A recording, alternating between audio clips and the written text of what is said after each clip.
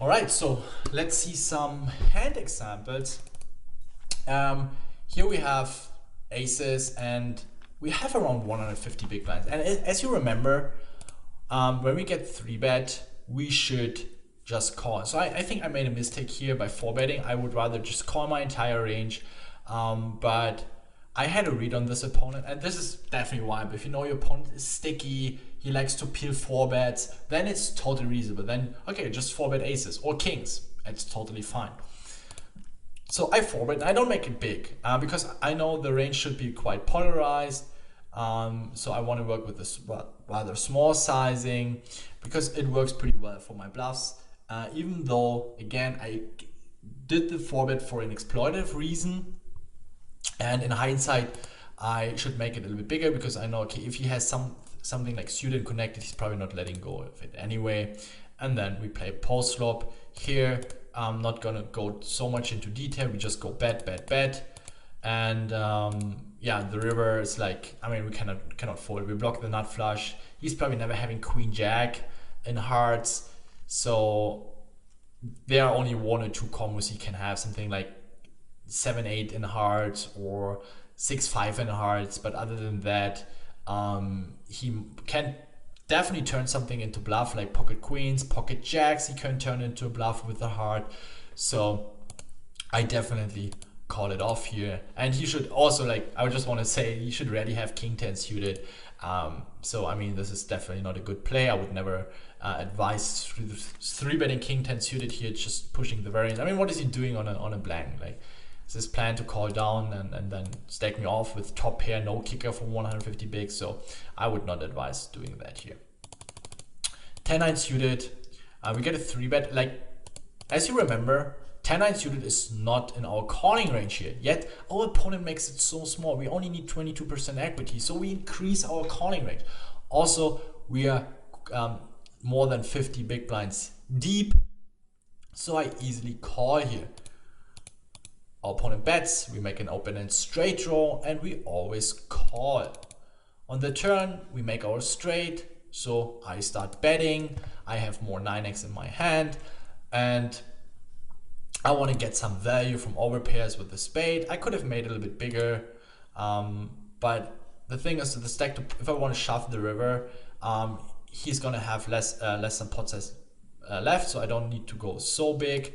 And the river is a spade, and I'm checking here. I'm using a min bet. It's technically a check. But this will be part of the post flop course, how to react to min bets or when to use them. I'm not gonna explain that so much in detail here. And yeah, he has the king high flush, and yeah. But since we got such a good price pre-flop, we just have to call. He should definitely use a bigger sizing there. Here we have pocket jacks, get a 3-bet, also more on the smaller side. This is also a sign more for weakness. 1 second, now my holy man just freezed. All right, so we just call, and keep in mind we are 200 big blinds deep, so we definitely don't want to 4-bet jacks here. And since someone overcalls, we can call almost anything that is any pair, anything that is suited and connected. I would just fold the really crappy hands like queen jack off, king jack off, where we can get in trouble multi-way. I would call king queen off, ace jack off, any suited ace, but I would fold ace 10 off, all the off-suited aces. But everything that can make a straight and is suited, I would definitely call.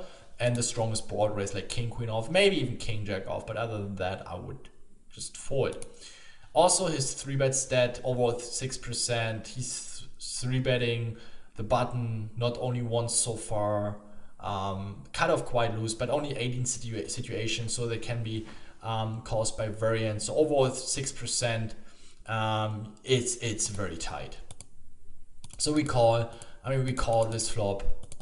We also call this turn once, and then we just give up the river because our hand is so face up that we have jacks, queens, a 10, maybe 9s, 8s, that this is a sizing he would rarely use as a bluff. I don't mind calling here. From a GTO perspective, this is a call, but I'm gonna also explain and teach that in the post-flop section. Here it's more about pre-flop. Here again, ace king, easy call. Here basically we just call those hands We're 100% deep, sorry, 100 big blinds, more than 100 big blinds, no, roughly 100 big blinds deep. Effective stack size here is our stack. So we just call ace king, ace queen, king queen suited, king jack suited. If you want to mix it up, you can 4-bet. Like, this is a situation where it's okay to 4-bet a hand like ace 10 suited. But other than that, I would just stick to my range. I mean, ace 10 suited is a good candidate to 4-bet bluff with.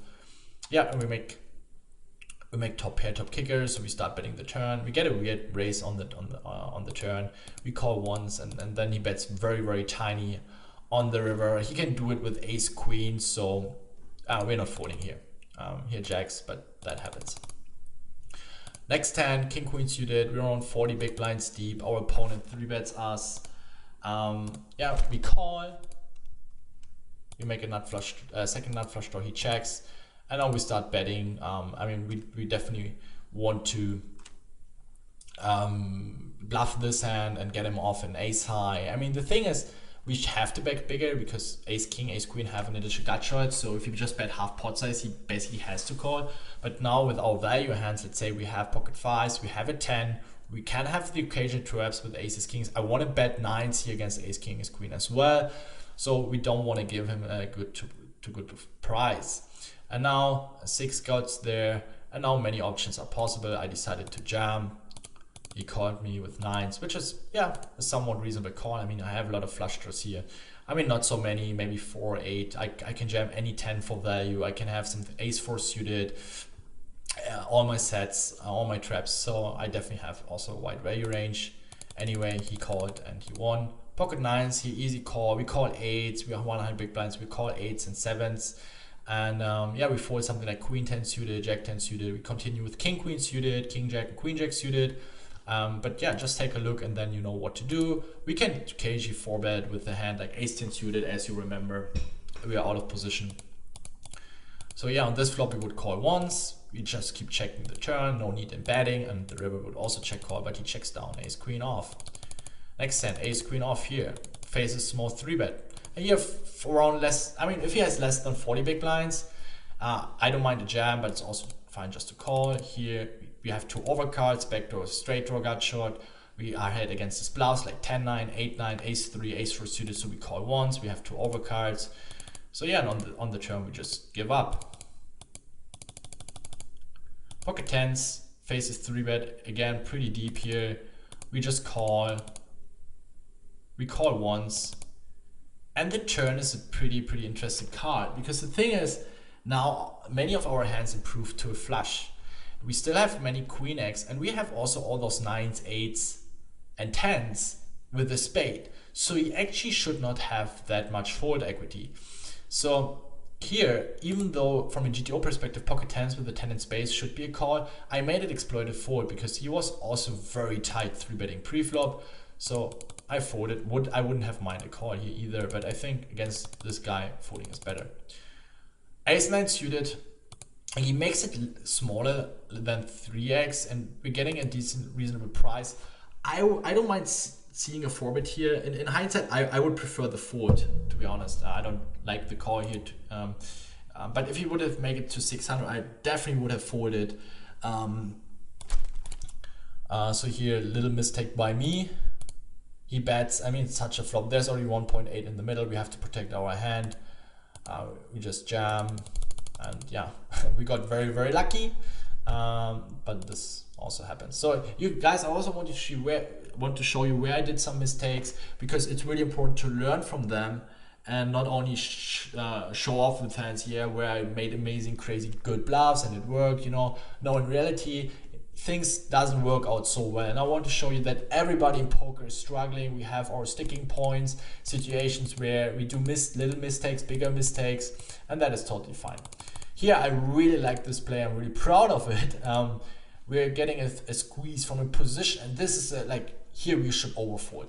He's squeezing against a flat caller who's only playing 21-12, so he's flatting fairly tight, and here we're just in a very bad shape against his range. Kings, aces, queens, jacks, ace, king, ace, queen. So we just let go. He also makes it reasonably big. So there's also, he can potentially have aces and kings here as a trap. So we just fold. I would continue. I would just call ace, jack suited, ace, queen suited. I would jam ace, king. I would probably call 9s and better. So you see, I'm pretty tight in that spot here.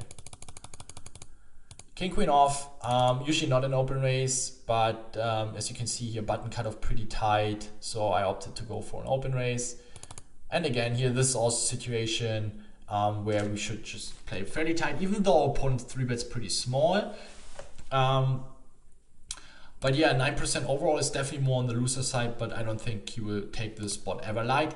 And all his bluffs also have reasonable equity, like he can 3-bet ace queen as a somewhat like bluff slash value. So I don't want to, especially the suited, I would always call. I would call all the suited broadways here, Jack 10 suited, Queen Jack, because I have position, but King Queen off is a very nasty hand here. All right, King Jack suited. All right, now we have the situation, we face the squeeze behind us. We get a really good price here, and he should make it a little bit bigger. But since we're only 20 big blinds, we're not really going to realize so much equity. Because if we call, the pot is going to be 5,100, and he has pot size left back behind it. So you can just jam the flop and we cannot do anything. So I really like the fold here, even though we're getting great odds. So the stack, the stack size is really important here. If it would have been deeper, I would have called. So you can see how the stack size can make the difference. All right, your call to action now. Again, the fucking money is out there, man. You're already part of the Raise Your Edge family and you bought this course. But your game is not gonna change if you're not taking the knowledge I'm sharing here with you out in the field, out in on the poker tables, and apply it. So take action. And what I want you to do is, within the next 2 weeks before you watch the next video, or 1 week, depends on your skill level, but really do the homework. Analyze 4-bit shoving ranges for 20 to 35 big blinds, under the gun versus MP, under the gun versus button, MP and slash cutoff versus button, and small blind versus big blind. So give your opponent 3-bet range, what is he stacking off with, and then see what you can 4-bit jam with. Go step by step. Start with villain's calling range, as I explained to you, and then adjust his 3-bet frequency. Also, the second homework, filter your database for 3-bet pots. Analyze 50 hands you have played in a 3-bet pot and apply the knowledge. 50 hands might sound a lot, but over 2 weeks, it's not that much. It's like over 10 days, 5 days a hand. It's not really that much. And you should not go so much in depth. Try to apply the knowledge here and answer the following questions. What did you do wrong? What will you do better in the future in 3-bet pots? Don't be over results orientated though. If you made a great play and your opponent it didn't work, but it was actually shitty play, be honest to yourself. Really think about, okay, your pre-flop ranges. Is it maybe a good spot to 4-bet bluff light? Did you miss a cold 4-bet bluff spot? Did you over defend a bit? Did you maybe make a wrong adjustment based on the stats? Did you just look on the overstuff? So everything I've been showing you, either exploitive plays, general mistakes, all those points, positions, stack sizes, everything, reanalyze it, don't miss those spots, and work with your summary. You should always make a summary for every course, every video, and take those summaries into your homework, and based on that, make the homework, and then you're gonna be good to go. All right, that's it for today. I'm looking forward to see you in the next video. That was Ben CB for Raise Your Edge. Bye bye.